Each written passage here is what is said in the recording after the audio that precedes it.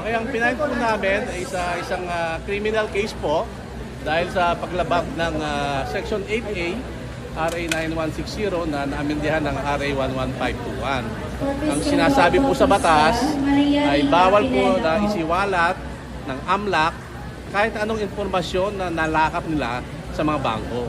So yun po yung sinasandigan namin, yung Section 8A po ng RA 9160. Sir, sabi ng mga congressman na except cases of impeachment.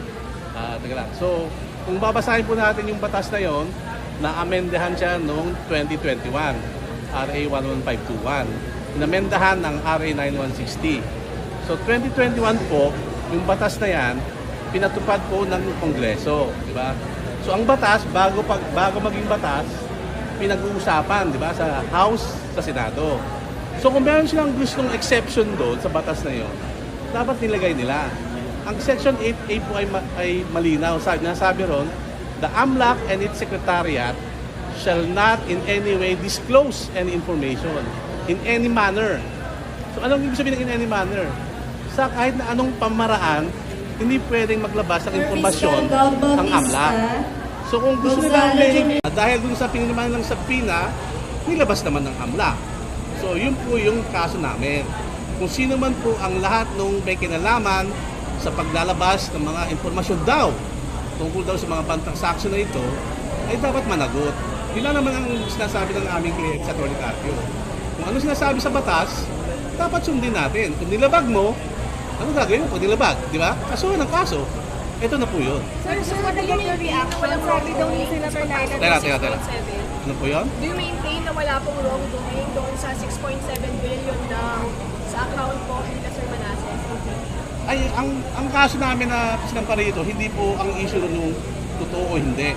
Ang sinampa namin kaso ay tama ba na ginawa ng AMLAC na magpalabas daw ng mga transaction reports. Diba? Ngayon, kung sinasabing totoo o hindi po dito sa fiscal na dapat nasagutin yon. Siguro baka dapat sa impeachment court. Diba? Eh hindi naman po parte ng impeachment si Atty. Carpio. Pinipilit po siya na madawit sa impeachment na pribadong individual.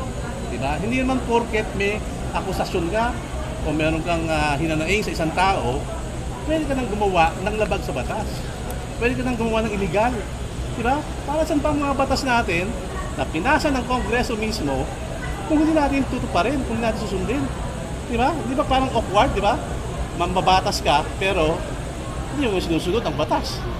Pero may confirmation ba, sir, dun sa billions of pesos sa nalaman ng bank account? Eh, ang problema kasi hindi naman kami binigyan ng kopya nung sinasabi ng AMLAC. Kayo ba binigyan? Nakita niyo ba yung mga galing sa bangko na reports? Kasi kung kami magkokomento, dapat makita namin kung ano ba yung sinasabi ng bangko. Hindi yung sinasabi lang ng AMLAC. Diba? Kasi parang sinasabi nito ganito, sinasabi nito ganito.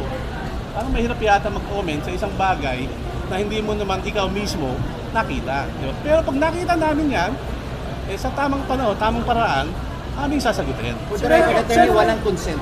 Walang consent. Walang consent.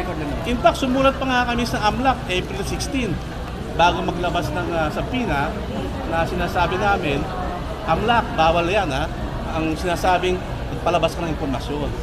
So nagparating kami sa AMLAC na binabalaan sila. Pero ganun pa rin, walang nangyari. Sir, reaction lang sabi ni Senator Laila De Lima, hindi daw covered ng prohibition sa bank secrecy law ang impeachment. Kasi ang bank secrecy law, di ba, RA 1405. 1955 pa yan na batas. May exceptions nga doon, sinasabi niya, di ba? Pero itong sinasabi naming batas na kanilang nilabag, 2021 na batas. Amending? Hindi. Bagong batas to ng AMLA. Itong batas na to, ang nag-create sa AMLA. So, dahil nga meron silang maraming kapangyarihan, minabuti ng Kongreso na bigyan din ng limitasyon. Diba? Kasi sabi nga sa Spider-Man, diba? With great powers comes great responsibility. Diba? So, kung meron kang ganung power, meron din mga limitasyon ng Kongreso. At ang limitasyon na yon, ang AMLA, hindi sila pwedeng basta-basta lang magpalabas ng mga informasyon. So, in any manner nga basa yung Section 8A. So sir, kahit mag-proceed, Yung mga questions po ninyo, kay Attorney Danao na lang po siya sasagot. Maraming salamat and God bless us all. Thank you po. Bakit lang po kayo nag-file, sir? Attorney Mans, Sige, confident ba mga